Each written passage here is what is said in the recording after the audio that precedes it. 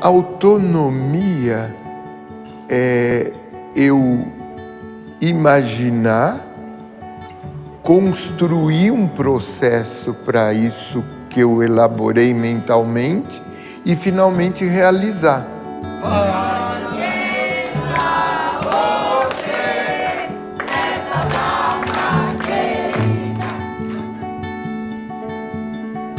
Como seres interdependentes, eu preciso de você, você precisa de mim. No entanto, ao longo da vida, a gente aprende que temos que ser autônomos. Só que a gente nunca é autônomo. Eu estava passando em Copacabana, entrei numa academia e quero assistir uma aula.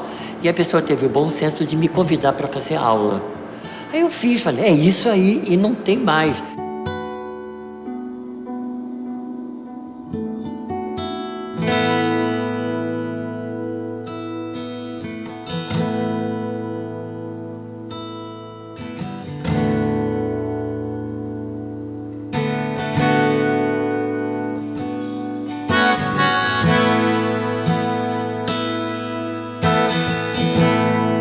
O que a senhora acha que explica a sua idade tão longeva e a sua boa condição? Não sei.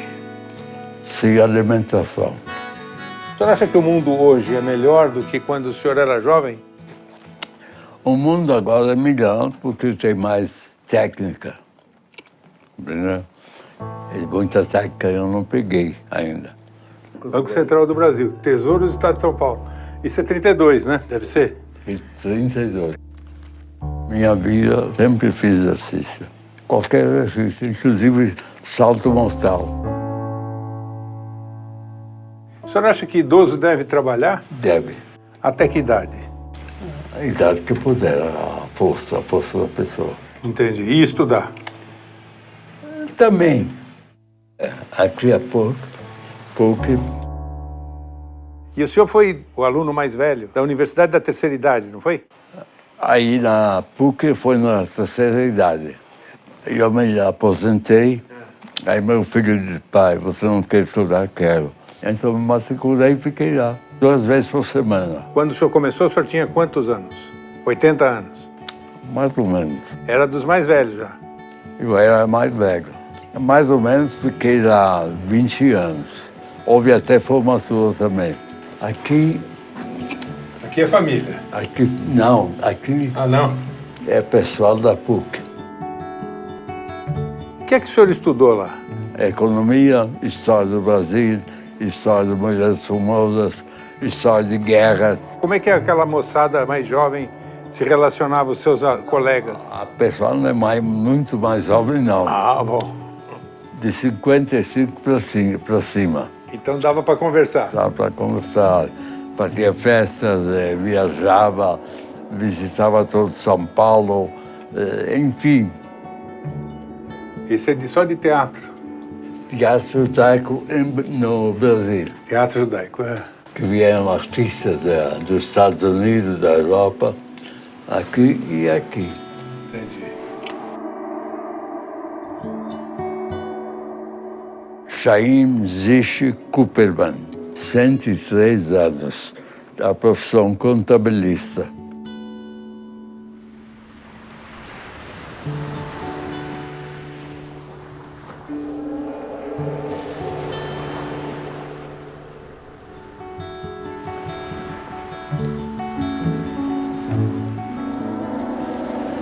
Envelhecer é você perder o alcance, alguma coisa que emperra, a espontaneidade ela desaparece. Envelhecer é perder a visão periférica, a linha do horizonte.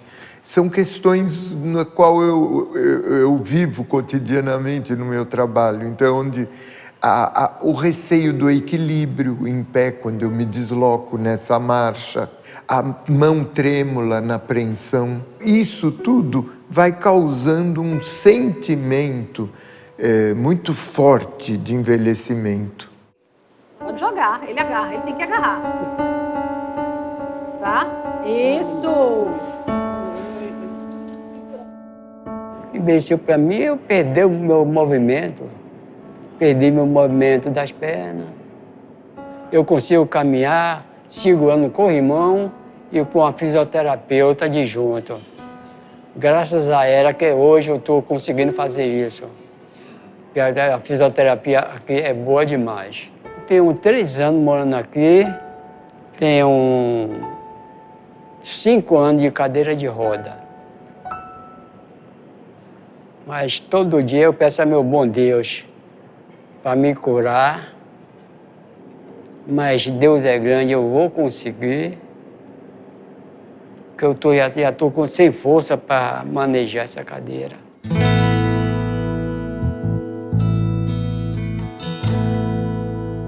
Ivon Alves de Araújo Santos, eu tenho 69 anos. Minha profissão foi militar e trabalhei no polo e trabalhei no supermercado.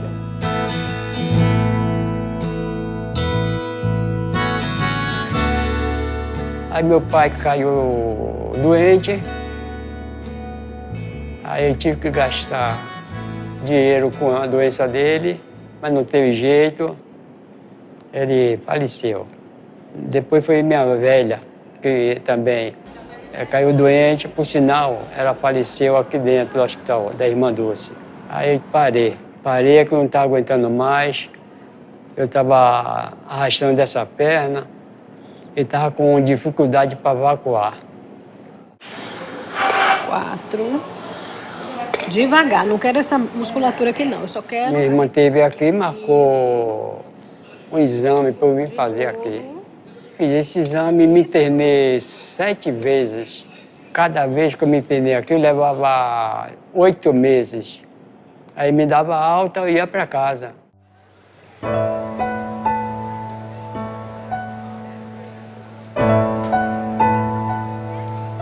A autonomia está colado à palavra dependência, né?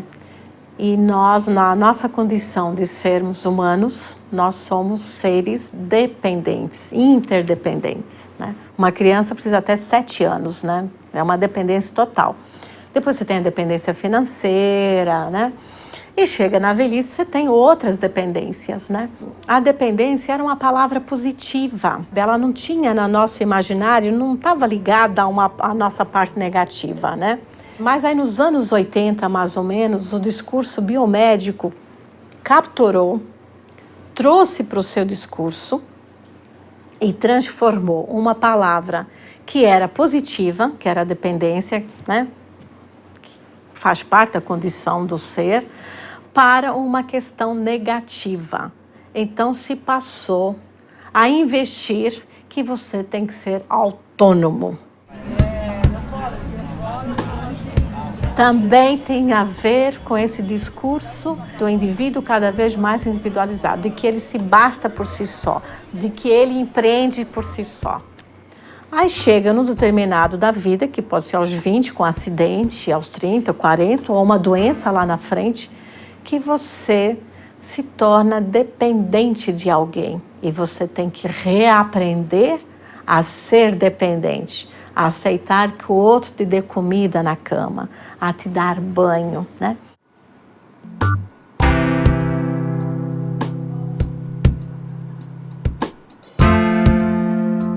Então, essa autonomia e dependência é uma questão que nós temos que trabalhar na gerontologia e começar a trabalhar mais com a dependência, porque é muito difícil aprender a ser dependente lá na frente quando ela faz parte da nossa condição humana. Então a gente não pode negá-la como se nega, com esse discurso que nos obriga a sermos autônomos, e nós não somos autônomos.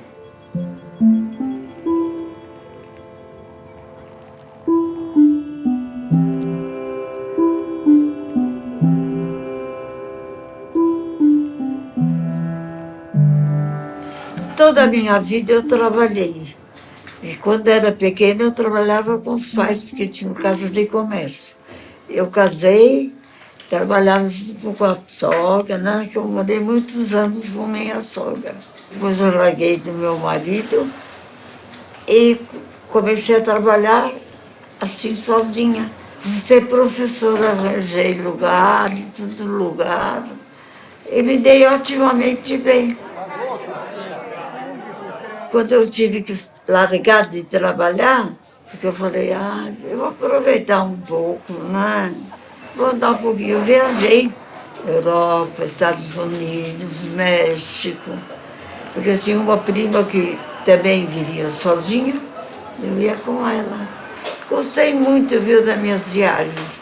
Até que chegou um ponto que eu falei, não posso mais. Porque aquela com quem eu viajava perdeu o emprego, então não tinha dinheiro para viajar. Aí eu falei, não, sozinha não vou. Aproveitei, sim, eu gostei muito da minha vida. Eu não posso reclamar da minha vida. Beatriz Dias dos Santos, ex-professora primária, 90 anos.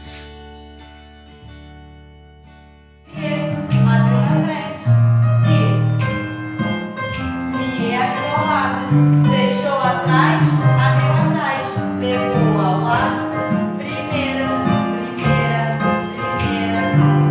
e virou. Olha, eu faço 15 aulas por semana, mas isso eu não faço isso como campeonato, não, eu faço isso porque eu gosto de fazer. E a memória, meus neurônios já estão indo e tal, então eu tenho que fixar o que a professora quer. Então ainda estou aproveitando essa boa fase. E eu faço aula, vamos dizer, terça-feira e quinta, eu faço 3 aulas de manhã, faço 3 a parte da tarde e vou até 8 horas da noite. Quarta-feira faço 2, sexta-feira, segunda e quarta 2, e faço 15 aulas. É uma atividade, faz bem ao físico e à mente. Ele ganha capacidade de se relacionar com várias pessoas num espaço sem obstruir, sem se bater. Ele ganha coragem de se expor dentro de pequenos desafios. E isso é muito divertido, quando ele despsicologiza e faz, às vezes, até o grotesco, o gozado. É o que o teatro exige. Se eu estou fazendo um passo, eu estou aprendendo. Se é de mulher ou de homem, não interessa. Eu não estou dançando no palco, eu estou aprendendo. E eu quero aprender a fazer, porque eu sempre admirei isso, eu nem sei. Se você não fala que é de homem ou de mulher, nem saberia, eu estou fazendo, pô. Estou agora velho, chegou, o corpo pede, a cabeça é. Não adianta eu botar botox na cara, porque o corpo é de 80, a cabeça é de 80. Não é que eu vejo as pessoas falando, não, eu quero minha cabeça de 20. Eu não quero ter nunca a cabeça de 20. Eu quero ter corpo de 20, mas a cabeça deixa de 80 que tá bom. Hélio House, 80 anos e aposentado, de vendas e como funcionário público estadual.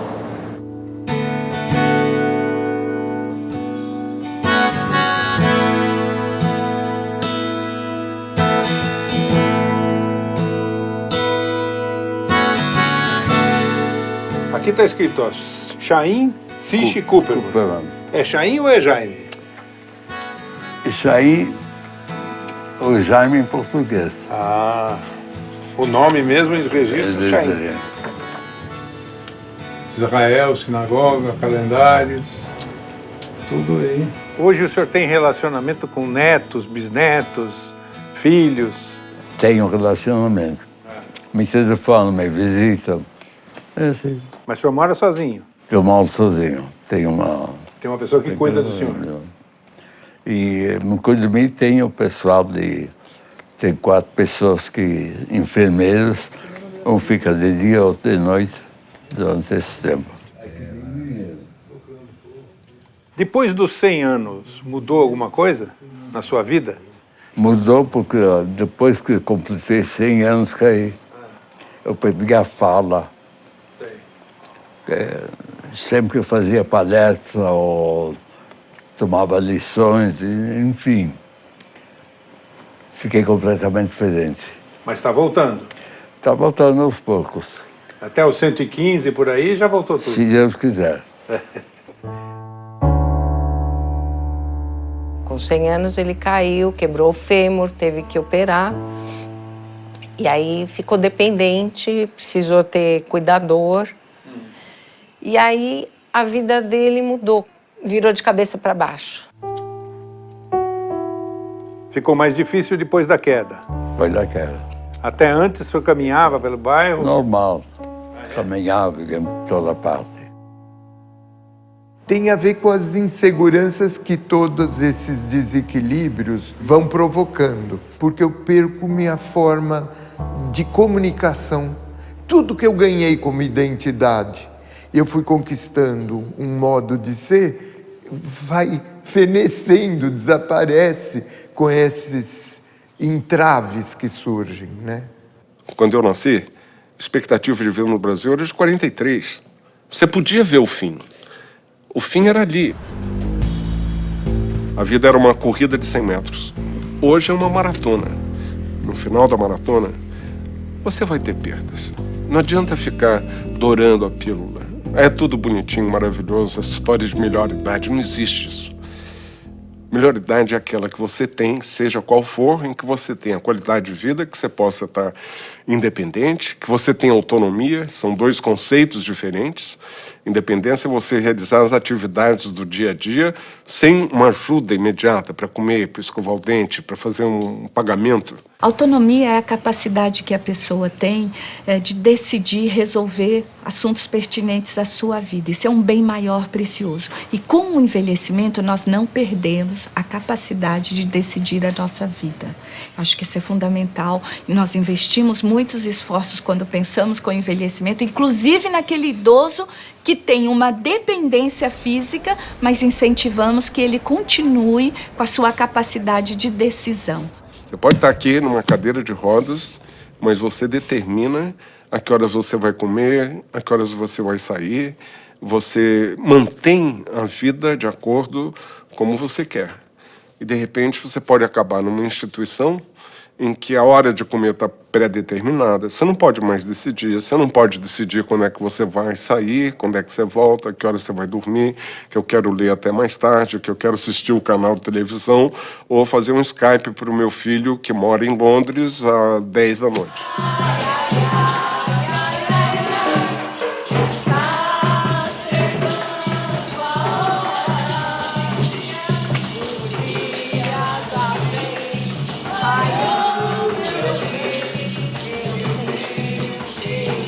Eu tenho 27 anos divorciado. Tenho uma filha, ela tem 27 anos também. Eu divorciei, a mulher foi pro lado dela, eu vim pro meu lado. Eu morava mais minha irmã e um sobrinho.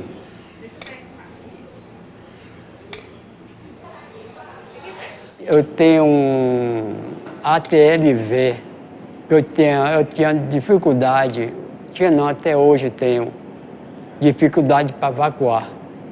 Aí me internei, ia para casa, tinha recaída, me internava de novo. A assistência social me perguntou: "Ô, irmão, aqui tem um lugar que chama-se morada de idoso. Não é forçado você ficar morando aqui não, mas você quer experimentar? Se você acostumar, você continua." Aí me acostumei. Isso vai fazer já 3 anos. Porque quando nada, eu tenho essa cadeira de roda, eu vou lá para baixo, tomo um sol, desço, fico andando. E em casa não tinha espaço como andar com a cadeira de roda.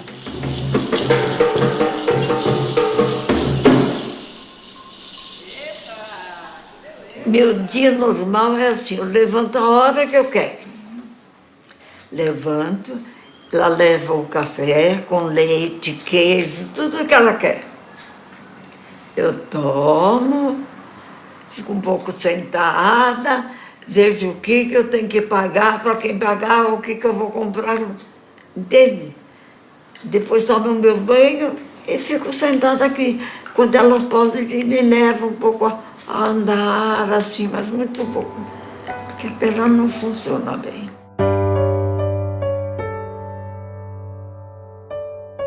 Quando eu comecei a ficar velhinha, eu tive uma isquemia.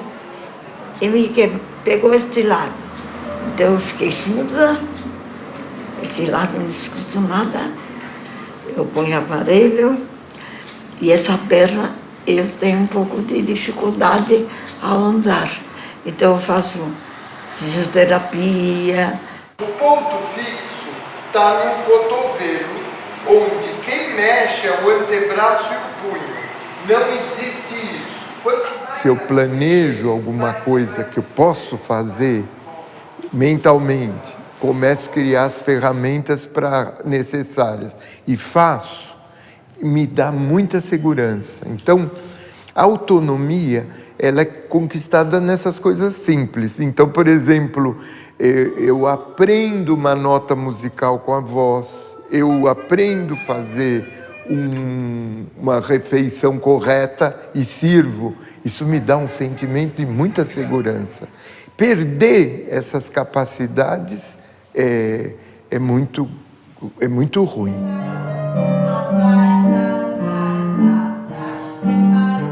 Eu tenho força. Quer dizer, o que eu tenho para fazer, faço dentro do meu limite, o que eu posso fazer. É como eu disse, eu ainda estou aprendendo, não sei fazer pirueta, não sei dar saltos maravilhosos, Também não estou muito afim, eu quero fazer aula, entendeu? Eu não estou aqui para fazer performance, eu quero ser melhor do que ninguém, eu quero fazer bem feito.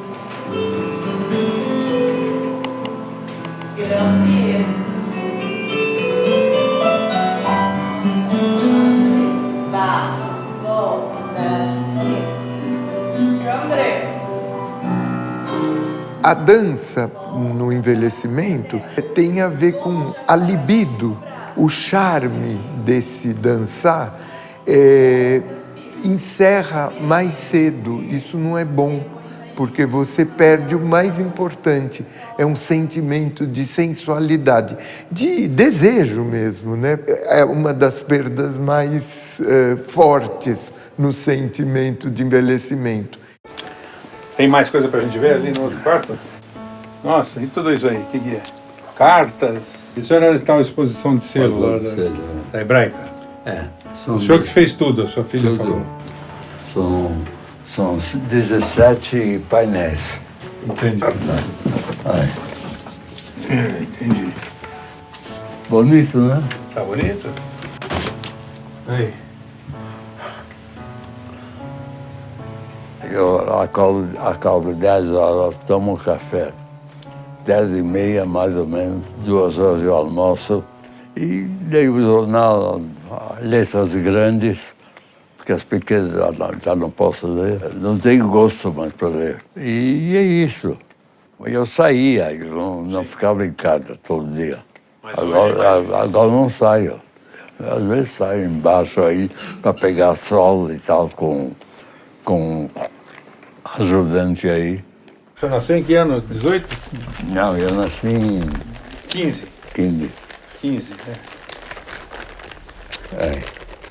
1900, tudo Brasil. Agora, como é que o senhor consegue guardar tudo isso na memória? Porque aos Eu não 104 guardo, anos... a memória guarda. Eu não guardo. Entendi.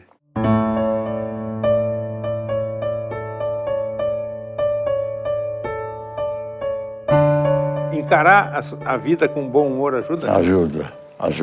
O senhor é bem-humorado? Sempre foi?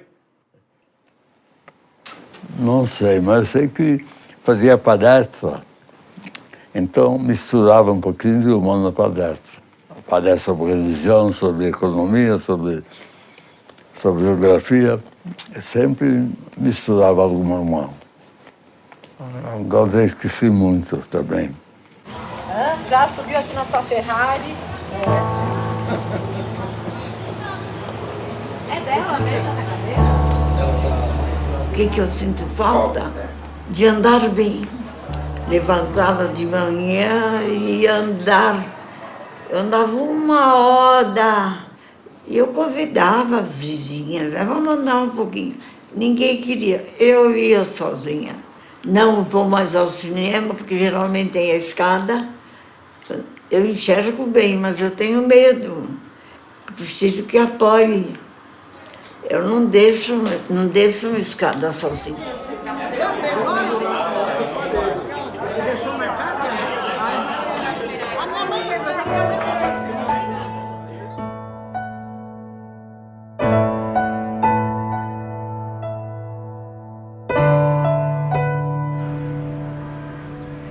O idoso, ele tem características físicas que fazem com que ele se comporte no dia a dia um pouco diferente do adulto. Por exemplo, ele caminha, mas ele caminha mais devagar. Ele se cansa mais rápido. Então, coisas dessa natureza implicariam na cidade oferecer um mobiliário mais adequado, oferecer espaços públicos que fossem mais acolhedores para este idoso. As pessoas acham que mobilidade é ter transporte. Não é isso. Mobilidade, fundamentalmente, é a capacidade que a cidade tem de te oferecer a possibilidade de ter acesso aos serviços. Acesso fácil. Eu vou dar um exemplo que eu cito muito. Nós temos instituições que cuidam de proteger o idoso, né? O Ministério Público, por exemplo, tem lá um promotor do idoso, enfim, tal. Se o idoso, para ter acesso a esse serviço, seja jurídico, seja de saúde, ele tem que levantar às 4:30 da manhã ou às 6 da manhã, andar, tomar uma van, não sei o quê, vai chegar ao meio-dia, ele não tem mobilidade. Se ele não tem mobilidade, ele não tem acesso ao serviço. Então, qual que é o problema? O problema é que muitas vezes você tem o serviço, você tem aquilo que é desejável, mas você não tem como chegar. Essa questão do respeito à história do idoso, né? Então, ele poder caminhar pela cidade, ir a lugares e espaços e locais que fazem parte da sua vida, ou ele poder ir ver a netinha sair da escola com segurança, com conforto. Isso faz parte da mobilidade do idoso também e da sua própria memória. Você tem pais vivos? Tenho. Meu pai já se foi, mas minha mãe está viva. Com quantos anos? 76. Como é que ela usufrui a cidade? Muito mal, como todo mundo da idade dela ou mais velho, né? Ou seja, acaba sendo dependente de transporte, de carro, de táxi, os prédios não são adaptados para receber os serviços, etc, etc.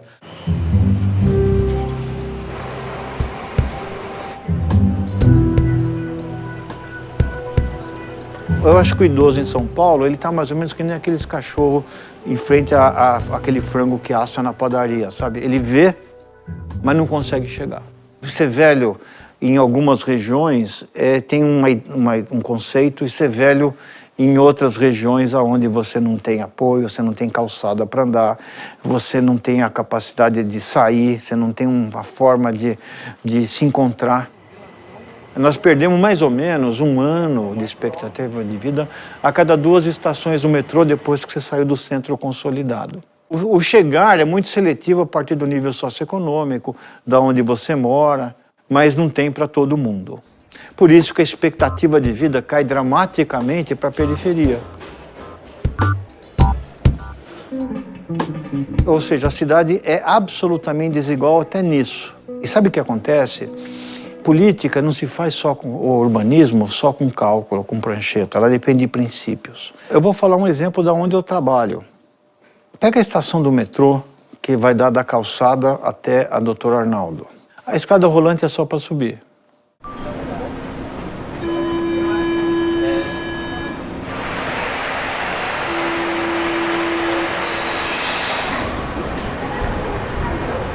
Você imagina, o indivíduo está lá com Parkinson.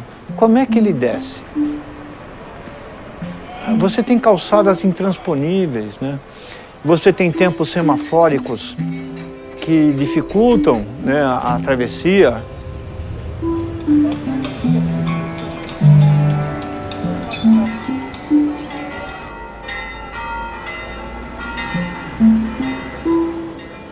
Eu estou fazendo também uma economiazinha também, para ver se eu compro uma cadeira motorizada. Porque para descer essa rampa é bom. Agora para subir é ruim demais. Eu subo era arrastado. Quando eu chego aqui em cima eu tenho que parar, descansar, meia hora. Eu mandei minha sobrinha fazer um acompanhamento de preço.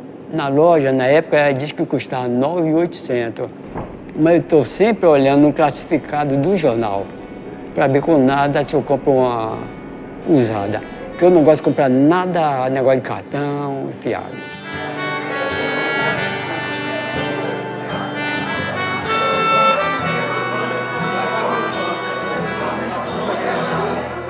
Então eu aproveitei muito a vida. Meus filhos nunca se meteram com a minha vida. Nunca eles falaram, mamãe, não faça isso, não. Mamãe, se a senhora pode, aproveita. E eu segui o conselho deles. Quando eles me pegam, e quando eu pego o táxi, ou eu vou para o médico, ou eu vou para a casa deles. O idoso, de modo geral, ele leva um tempo maior para se localizar. Então ele se sente inseguro, porque ele demora um pouquinho mais para tomar a decisão de atravessar a rua ou não, ele tem mais dificuldade para compreender a velocidade, se confunde um pouco mais com placas e esse volume de informações que a cidade oferece. Então ela também precisaria cuidar mais da segurança do idoso nesse sentido. Então você vê, a gente abdica de coisas. Eu não caminho na natureza, porque não é no parque cheio de gente, onde você fica numa questão social, com a roupinha bonitinha. Andar na natureza mesmo, ouvir o passarinho, sentir cheiro, cozinhar é capital. A gente envelhece menos se você cozinha. Trabalhar com coisas em casa. Consertar alguma roupa, ou consertar o abajur, ou uma tomada. Isso tudo mantém você jovem. E ler. A leitura é muito importante, né? E que seja no papel, por causa da luminosidade da tela. Eu vou para casa, com uma coisinha, cama, rádio, nem televisão eu tenho. E literatura. Livro sempre me acompanhou. Sempre. Eu não tenho... Primeiro que era poder econômico, você está em teatro, diversão. Não, é ler no ônibus para passar e ganhar tempo. À frente, abre o braço, arrasta o lado, volta o segundo, delírio. Braço embaixo, braço primeira, abre o segundo. Não existe condição ideal. A minha condição é essa. Cheguei aos 80 para poder fazer balé, porque eu tive capacidade, me estruturei emocionalmente, economicamente me preparei. Então agora é a hora. Não adianta eu ter o meu talento, com 18 anos eu ia ficar flutuando, com 15 anos. Não teria chance nenhuma. Não era para mim aquela época. A minha época é essa. Eu estou pleno de consciência, estou aproveitando tudo que eu estou fazendo e podendo passar isso para as pessoas.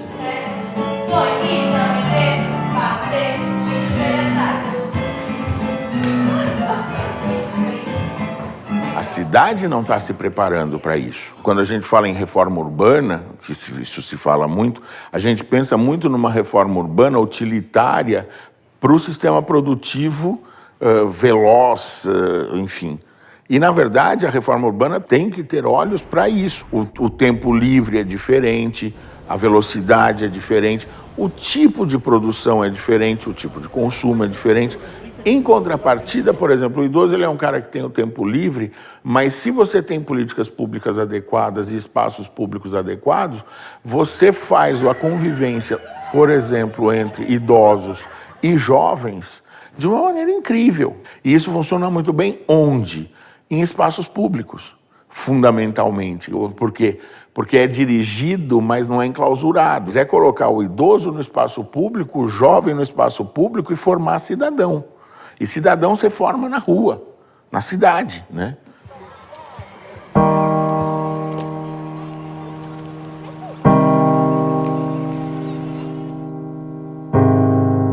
Eu sou otimista, porque como a gente tem os neurônios estragados, né, e não vai ter jeito, eu não consigo, não tem nenhuma célula-tronco que coloque civismo ou alma, né? Não existe isso. Mas existe um sistema de redes sociais que vão começar a reivindicar melhorias e vão ter soluções locais. Nesse mesmo cenário que eu disse, que em média você vai perdendo expectativa de vida a cada 2 estações do metrô, você vai ter regiões com o mesmo nível socioeconômico, com a mesma distância, mas que tem uma expectativa de vida maior, comparável à do centro.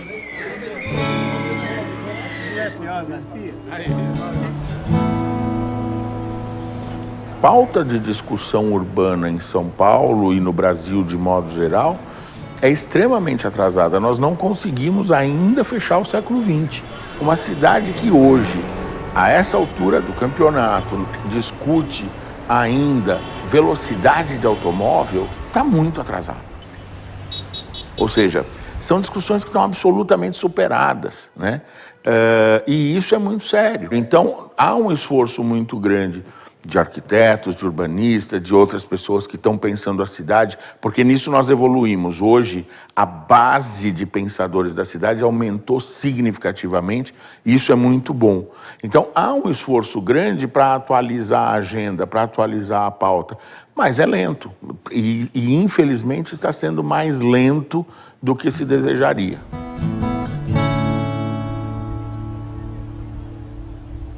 Eu tenho uma profunda esperança de que a sociedade desperte para o fato de que arquitetura e urbanismo é um assunto dela. Ou seja, com arquitetura e urbanismo ela dorme mais, ela come melhor, ela trabalha melhor, ela vive melhor. Se isso acontecer, eu sou otimista. E eu sou otimista porque eu percebo esse movimento vindo da periferia para o centro. Esse debate urbano, ele já está muito mais maduro na periferia dos grandes centros e ele vem tomando e ganhando as centralidades. E isso faz com que ele seja inexorável e irreversível. Então eu sou otimista.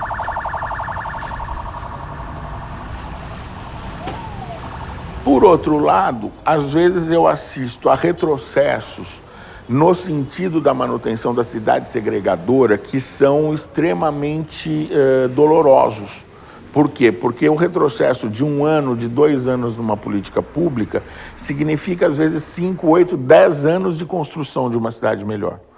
E aí me assusta um pouco essa ideia da nossa sociedade-cidade, desse binômio ser segregador, é uma ideia muito assustadora. A gente precisa cuidar muito dessa questão e para conseguir superá-la. E aí o caminho, projeto de qualidade e educação, que é, obviamente, a base de tudo.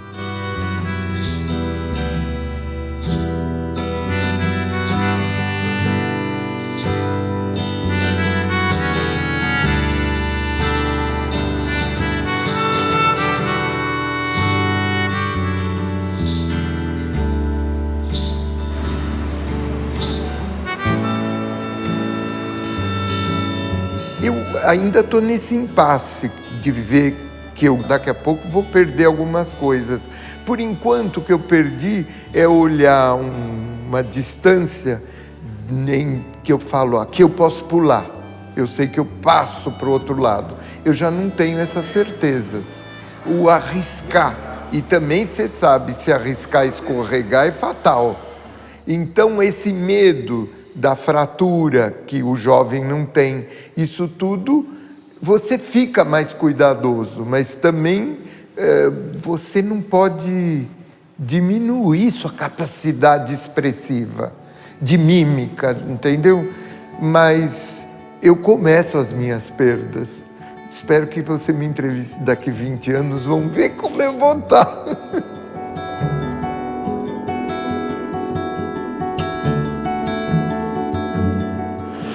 É fundamental, né? Eu me lembro de muitas coisas e tal. De um lado é bom, às vezes você guarda coisas boas, coisas tristes, e é uma forma de você estar em vida.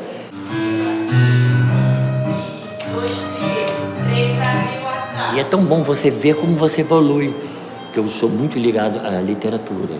Para aguentar a minha vida, para aguentar o meu isolamento, só na base mesmo de literatura, com todos os pacotes, um livro debaixo do braço, caminho para lá, caminho para cá, livro. Aí quando fui fazer faculdade, foi mais pela literatura que eu fiz, porque eu não estava estudando nem fiz cursinho. E... Ai, meu Deus do céu, esqueci, peraí, da memória. E 1, 2, 3, repete. Vamos lá. A vida não é só isso, eu dizia pra mim, não é só isso, não é só vender, não é só correr, não é só, sabe, reclamar da vida, tudo não pode, eu quero, é difícil. Aí, bom, vamos fazer outras coisas e vamos deixar. Estava guardado isso sem eu saber. Estica atrás.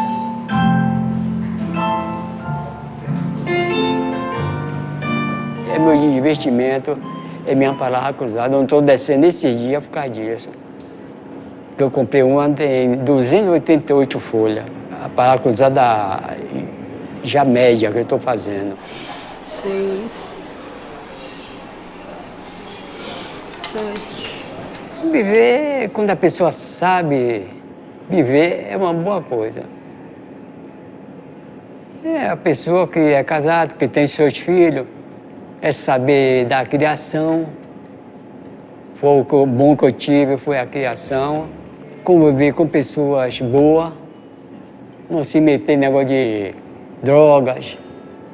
O viver é esse, para mim é isso.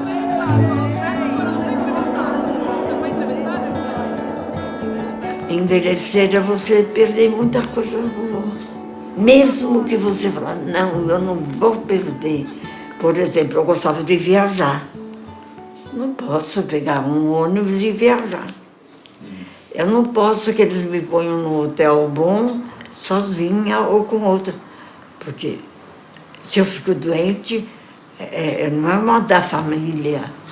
Enfim, começa a limitar. Então eu realmente, eu vivo aqui. É muito difícil que eu saia. Se eu sair é porque eu fui ao médico, fui com ele, ou fui com a irmã dele, enfim, família.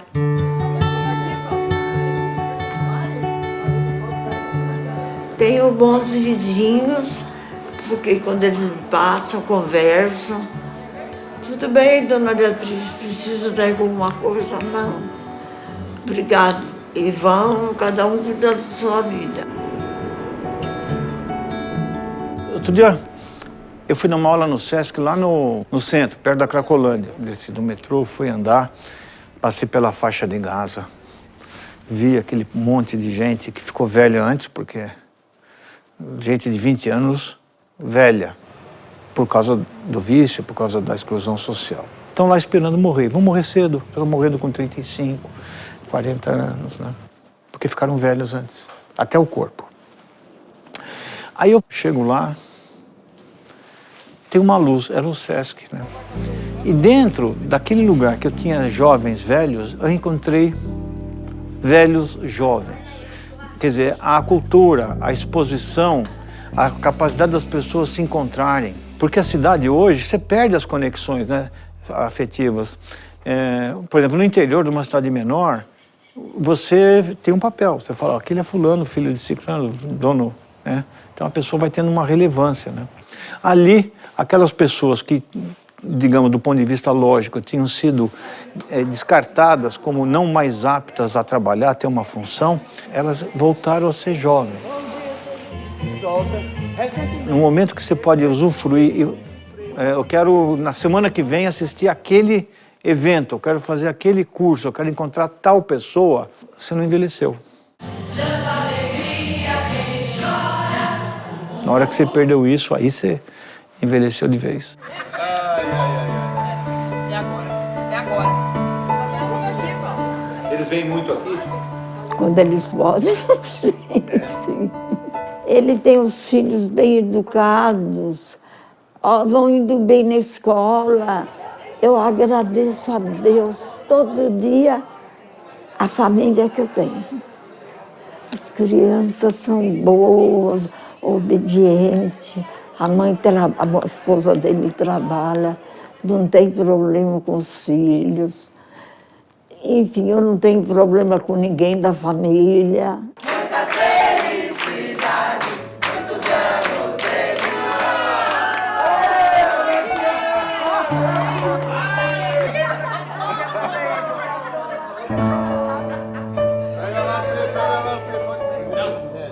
aí culmina com o empreendedorismo de si mesmo, né? A velhice, você empreendendo a tua própria velhice, o que é uma falsidade enorme, né? Que não depende, né? Eu dependo da cidade, dependo do ar que eu respiro, dependo de tudo, né? Quer dizer, eu acho que a gerontologia está devendo pesquisas nesse sentido, de mostrar que nós somos seres dependentes, interdependentes, e que a autonomia, ela não é uma balela, né? Na realidade, ela não existe, né? E que é por isso que a gente tem o horror a envelhecer, porque está associado à doença, e que, portanto, a gente vai depender de outro. E não é fácil depender do outro, porque a gente, né, aprendeu que temos que ser autônomos. E é difícil reaprender que temos que, de uma certa maneira, lidar com as nossas dependências, né?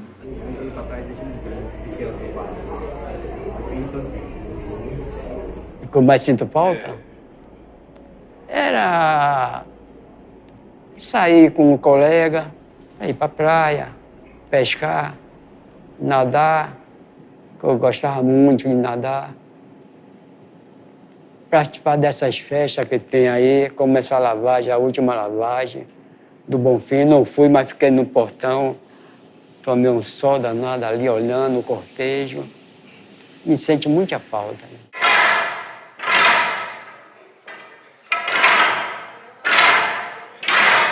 E o que você ganhou com a idade?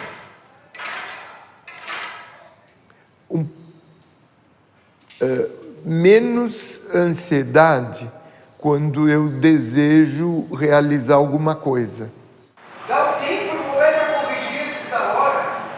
Então eu consigo perceber que existe um tempo, estratégias, e que você também tem que esperar que as coisas aconteçam do outro lado, que as respostas não são tão rápidas. Então, como elaborar esse tempo? Mais serenidade para contemplação, que eu não tinha tanto. Você parece que tem muito o que fazer e não faz nada. Saber dividir melhor o tempo, isso eu sei, e conseguir ficar mais tempo comigo, tranquilamente. Isso são ganhos.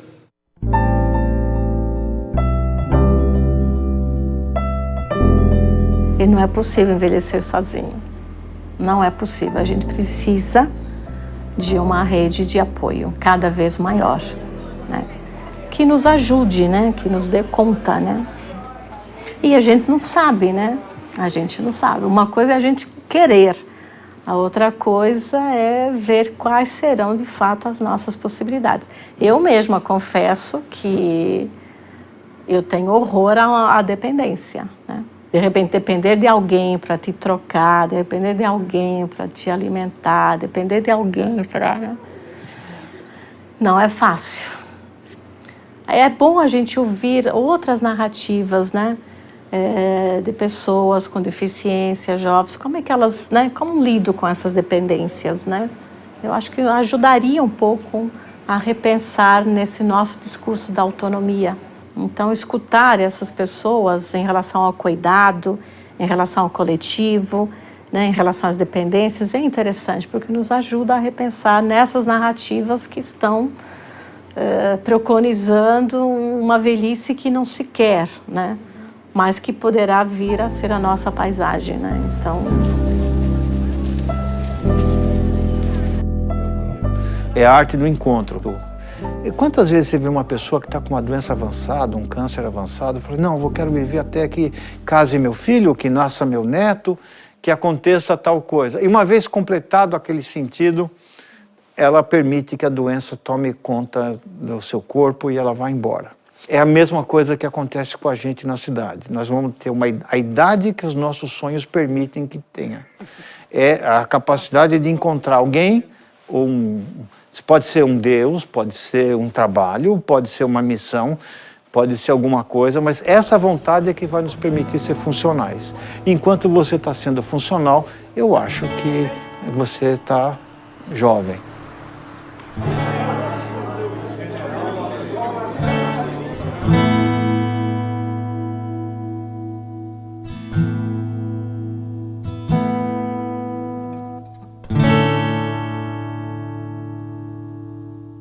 Essa aqui, essa. Plantando bananeira. Com quantos anos o senhor estava aí? Não sei, 82. 82.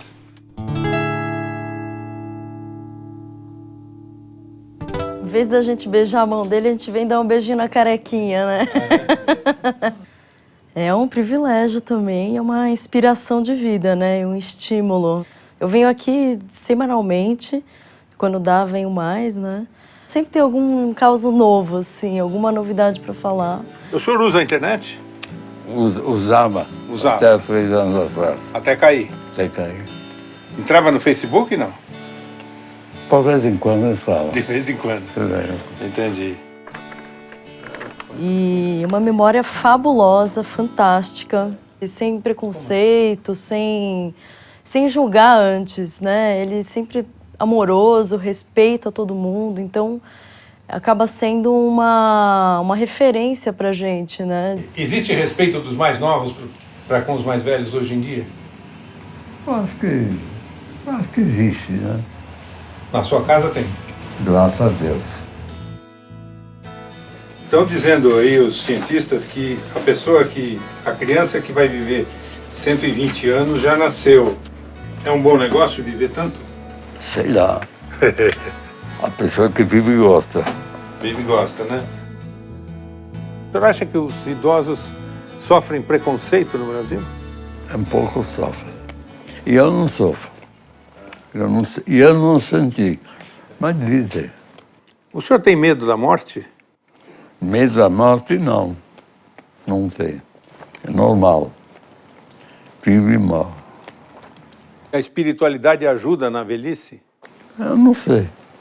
A cabeça tem que ajudar. A minha acho que ajuda.